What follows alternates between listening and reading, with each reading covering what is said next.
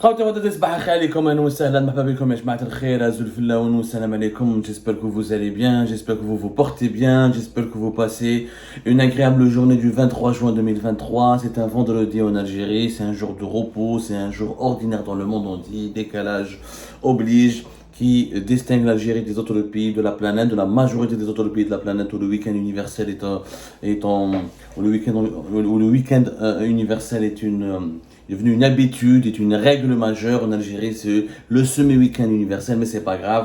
Nous n'allons pas épiloguer là-dessus. À chaque vendredi, je vous fais cette remarque.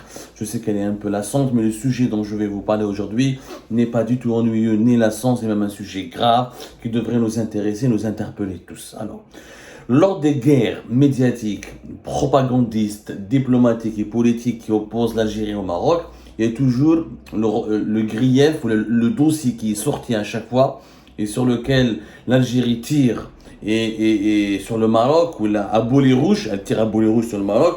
Le dossier que l'Algérie utilise souvent pour critiquer le Maroc, pour discréditer le Maroc, pour le rabaisser, pour dessiner de lui l'image d'un pays machiavélique, c'est le dossier du traitement des migrants subsahariens.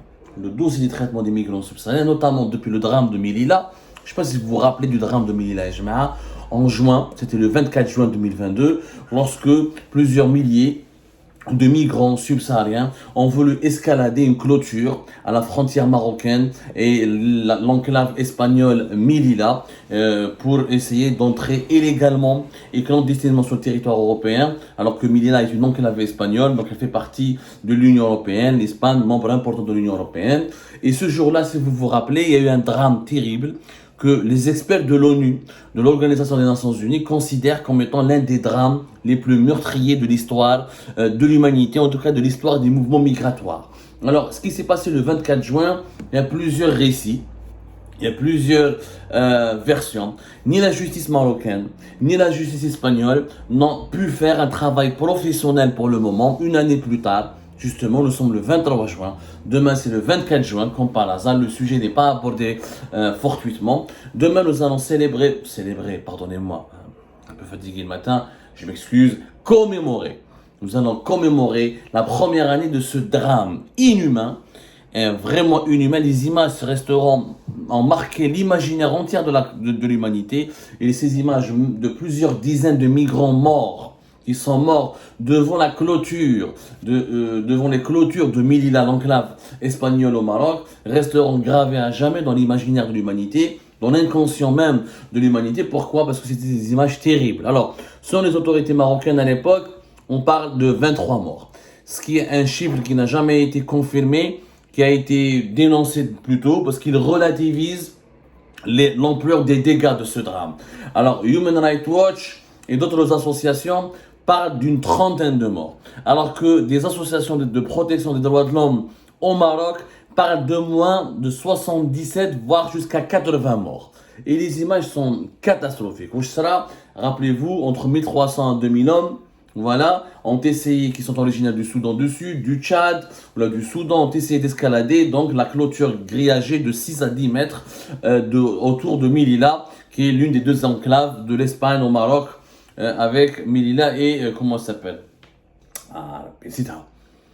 Le sujet est tellement grave que franchement il est assez délicat. Il est assez délicat. Donc ils ont essayé d'escalader 6 à 10 mètres et malheureusement ils ont été repoussés par les forces de sécurité espagnoles. Mais ensuite il y a eu des débandades, il y a eu une grande anarchie, ce qui fait qu'il y a eu des bousculades meurtrières au cours desquelles donc plusieurs personnes vont être étouffées, vont mourir. Et on parle, franchement, les images ont été diffusées massivement. À l'époque, c'était un choc pour le monde entier de voir des dizaines de personnes mourir juste parce qu'ils voulaient rejoindre un autre pays, parce qu'ils voulaient quitter un pays pour rejoindre un autre pays, pour rejoindre l'Espagne, l'Europe, l'Eldorado, parce qu'ils fuyaient la misère, ils fuyaient la guerre, ils fuyaient la famine, ils fuyaient la sécheresse. Ce sont des êtres humains qui réclamaient un droit à la vie et qui voulaient juste aller dans un autre pays où ils pouvaient vivre dignement, où ils pouvaient vivre en sécurité. Et le Maroc a été très critiqué à l'époque parce que on accuse d'abord les services de sécurité marocains, on laissait faire. Ils ont poussé Apparemment, ils n'ont pas su comment protéger leurs frontières ni comment gérer ce mouvement de foule. Les services de sécurité marocains ont été accusés d'avoir facilité ou là d'avoir utilisé cette carte migratoire, ce drame d'avoir laissé ces migrants sciemment escalader les hauteurs, les clôtures de façon dangereuse. On les a mis en danger, on a mis leur sécurité, leur vie en danger. Ensuite, on a accusé les services de sécurité marocains d'avoir tiré, d'avoir frappé, d'avoir agressé, d'avoir participé au meurtre ou là à la mort de ces dizaines de migrants. On n'a jamais eu une histoire. Il y a eu plusieurs médias internationaux qui ont écrit, qui ont rapporté des témoignages. On a eu plusieurs versions, mais il n'y a pas eu d'enquête officielle. Ça s'est passé dans une zone qui s'appelle Beni Nasr, qui est juste à côté de l'enclave espagnole Melilla. Melilla, Yajma et Ceuta. Ceuta, c'est la deuxième enclave, c'est Ceuta. Mais c'est Melilla qui est la plus connue, la plus célèbre et la plus ciblée par les migrants subsahariens, africains, même maghrébins, marocains, algériens, entre autres, qui veulent utiliser cette route migratoire pour pénétrer le territoire de l'Union européenne. Depuis ce drame, qui n'a jamais été encore élucidé de façon officielle, parce que les victimes ont saisi les justices marocaines et espagnoles, les associations de droits de l'homme, des experts de l'ONU, des experts au niveau du Conseil des droits de l'homme de l'ONU ont essayé d'élucider tout le drame. Pour le moment, les enquêtes sont en cours. Mais ça n'a pas empêché la presse algérienne et les autorités algériennes de rappeler à chaque fois au Maroc ses dérives, ses dérapages, son implication dans ce qu'on peut appeler un crime de masse, qu'on peut même qualifier d'une violation grave des droits de l'homme et d'un crime contre l'humanité. Parce que laisser ces gens, des migrants en quête de survie, qui cherchaient juste à survivre, ils ne demandaient pas de l'argent, ils demandaient juste le droit à une deuxième chance. Ils fuyaient la guerre, la sécheresse qui me coûte dans ils fuyaient vraiment, ils venaient de pays très dangereux, ravagés par la guerre, notamment le Soudan du Sud. Et le Soudan du Sud, ils voulaient juste avoir une deuxième chance pour s'en sortir. Beaucoup d'entre eux d'ailleurs étaient en famille, certains étaient très jeunes, on a recensé même des mineurs. Donc il est clair que le Maroc, cette affaire lui a porté énormément de préjudice, elle a noirci son image et elle a relancé la question du traitement ou de la prise en charge des droits élémentaires des migrants subsahariens au Maghreb, notamment au Maroc. La presse algérienne a utilisé cette affaire pour salir l'image du Maroc en continuité. Mais est-ce que l'Algérie traite mieux les subsahariens et les migrants subsahariens chez elle? Ce n'est pas du tout le cas, puisque l'Algérie vient d'être à son tour, depuis 2 jours, depuis le 22 juin dernier, elle vient d'être elle-même épinglée par un organisme de l'ONU pour ses expulsions brutales, violentes et barbares de plusieurs milliers de migrants subsahariens. C'est-à-dire l'Algérie qui donne des leçons d'humanisme et des leçons de générosité et de noblesse et d'élégance au Maroc, elle fait aussi pire, elle ne fait pas mieux que le Maroc, mais elle fait aussi pire que le Maroc. Les deux pays n'ont absolument pas de quoi être fiers, ni ne peuvent prétendre à être l'un meilleur que l'autre en ce qui concerne le traitement des droits humains des migrants subsahariens. Alors, il y a un organisme qui s'appelle l'Organisation nationale pour les migrants, qui a fait un rapport avec l'ONU. L'Organisation internationale pour les migrants fait partie, c'est un organisme de l'ONU. Dans un rapport bien approfondi, l'Algérie est accusée d'avoir expulsé plus de 9000 migrants d'origine du Niger et de plusieurs pays de l'Afrique subsaharienne. Et malheureusement, les expulsions se sont déroulées dans des conditions très très violentes, ce qui les a plongés dans une crise humanitaire assez dangereuse, mettant en vie en danger. Que dit le rapport ? Depuis le début de l'année 2023, 9000 migrants en détresse ont été reconduits à la frontière par l'Algérie, se sont retrouvés bloqués à Samaka, ville située dans la région désertique d'Agadez, entre l'Algérie et le Niger. Ça, c'est le Bureau des affaires humanitaires de l'ONU et l'Organisation internationale pour les migrants qui a fait cette affirmation. Selon les autorités, selon ce rapport, il y a eu 9192 migrants, maintenant 8828 hommes, 161 femmes, 152 garçons et 51 filles, qui ont été arrêtés. La plupart sont originaires dans plusieurs pays de l'Afrique subsaharienne, du Mali, du Niger, du Bénin, du Soudan, etc. Ils ont été arrêtés et malheureusement ils ont été maltraités. Ils sont rejetés en plein désert. on les jette dans une zone, on les abandonne dans une zone désertique et on leur demande d'aller marcher, de continuer à marcher pendant plusieurs heures, plusieurs dizaines de kilomètres avant d'atteindre la frontière nigériane où là ils seront pris en charge par des organisations mondiales ou là des collectifs qui m'a l'Organisation mondiale de la santé, qui m'a Médecins sans frontières, qui m'a la Croix-Rouge ou là des bénévoles du programme alimentaire mondial qui ont livré, qui ont essayé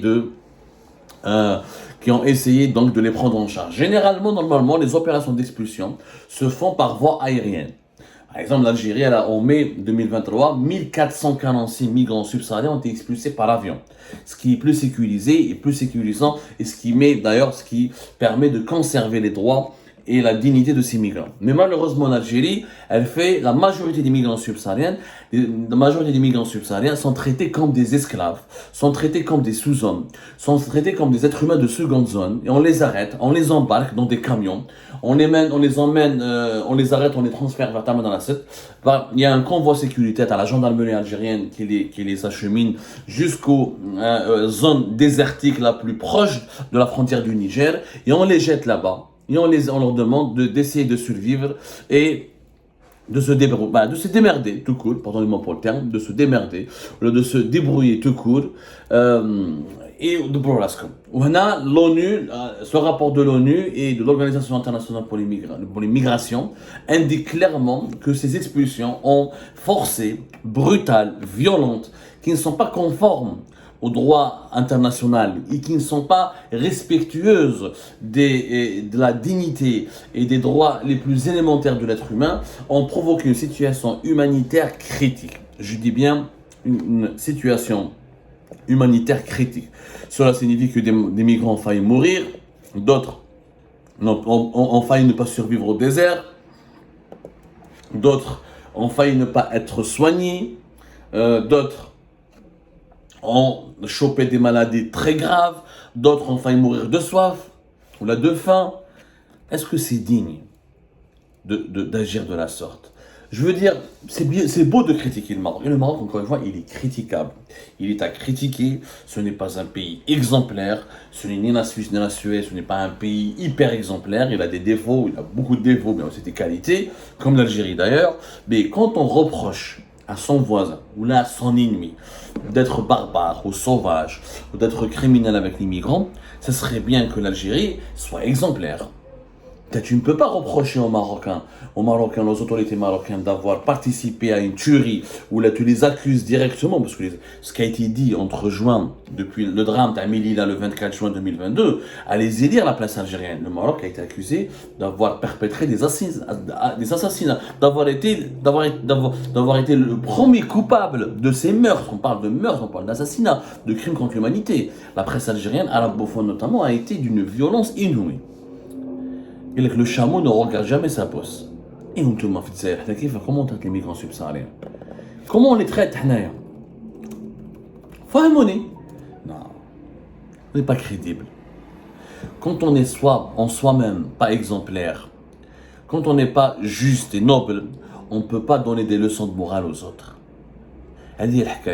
Donc, malheureusement, les migrants subsahariens sont aussi maltraités, discriminés, détestés, méprisés, violentés, voire exposés à tous les dangers, jusqu'à même tués et maltraités dans les deux pays, que ce soit en Algérie ou au Maroc. Les deux pays n'ont absolument rien à envier l'un à l'autre et les deux pays ne peuvent pas prétendre à une quelconque exemplarité. Les deux pays, l'Algérie comme le Maroc, y compris la Tunisie maintenant, la Tunisie c'est encore pire, le président tunisien en 2022, en 2023, il a décidé tout simplement de considérer les Africains comme étant des gens qui peuvent, une menace qui peut menacer l'arabité et le caractère islamique du pays. Rappelez-vous ce qui a été dit dans un conseil des ministres c'était en février 2023. Voilà, c'était fin février 2023. Ils sont considérés comme une menace majeure contre l'intégrité culturelle et même ethnique de la Tunisie. C'était très grave. C'était le premier pays qui a eu un discours raciste directement. Et malheureusement, la Tunisie de Kais Saied n'a pas été suffisamment condamnée ni dénoncée pour ce fascisme ouvert et ouvertement assumé. Les 3 pays du Maghreb sont devenus malheureusement l'enfer, un mouroir, une morgue et un cauchemar pour les migrants subsahariens qui essaient juste de transiter par ces pays pour rallier les pays de l'Union européenne. ربي يكون معاهم.